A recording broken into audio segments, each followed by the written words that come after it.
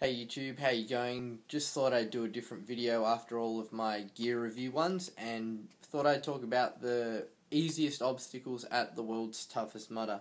For those of you who don't know, there were 32 obstacles at the world's toughest Muddr this year, but some of them, like Ladder to Hell and Funky Monkey, you actually doubled back on. So in reality, there was more than 32, but in terms of like the separate obstacles on the course, there was 32, but you ended up doing some of them twice, as I mentioned. So, the world's toughest Muddr is designed, obviously, to be harder than a normal tough Muddr. It doesn't necessarily mean the individual obstacles are always going to be harder. A lot of the challenge of the world's toughest Muddr comes from going and doing multiple laps, lasting the full 24 hours, and battling the elements like the cold. And obviously, your mental fatigue, your physical fatigue, and keeping on top of things like race nutrition, hydration, everything like that. So the challenge isn't just the distance, it isn't just the obstacles, it's everything combined, plus a lot of, mental and strategic preparation as well. The easiest obstacles that I found on the course was Obstacle 1, Cliffhanger. It was essentially just a series of mud mounds or dirt mounds, they weren't even really muddy, that you just had to run up and over. That took you, after you completed that, it took you to about mile 1. So that was fairly early on, it was the first obstacle, obviously, and was, pretty easy way of breaking us into things. There was nothing too challenging about it at all. Just kind of moving on, you had a lot of standard obstacles that are, a feature of all Tough Muddr events these days. Funky Monkey, Everest, they're always good fun. But there were a couple more that I would say that stood out to me as being a lot easier. The second one was the Swamp Stomp.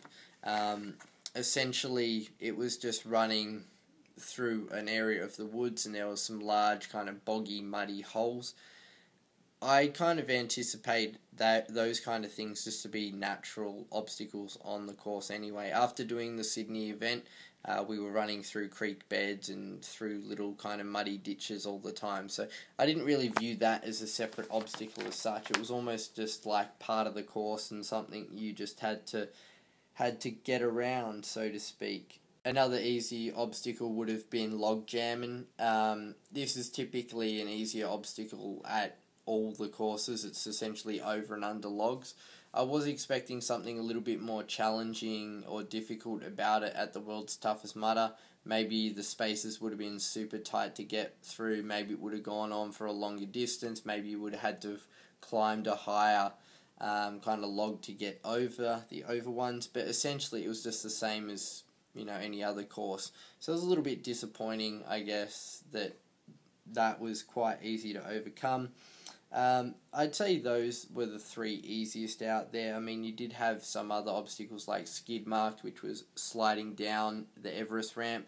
That was quite easy, but I guess the reason why it's not one of the three easiest was that you had to climb kind of, not a rope ladder, but it was like a ladder made out of straps. So that wasn't too bad. Twinkle toes, again, it's not something that's super difficult. It does take a little bit of concentration, and the penalty there is that you fall in water. So that's probably why I wouldn't say it's the top three easiest, because if it was cold, it could affect you a little bit.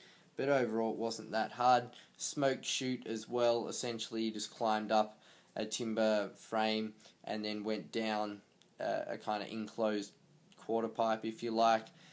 The thing I didn't like about that obstacle actually was that as heaps of people went down and you landed in a water and muddy pit at the end, from the people going down beforehand, they all pushed the mud, and then when you'd go down, there was kind of like a bit of a mud bank, and your ankles and your feet would slam into it. And on 2 or 3 occasions out of the 5 laps, I kind of got a bit of a jolt through my ankles and knees, which wasn't the most pleasant thing.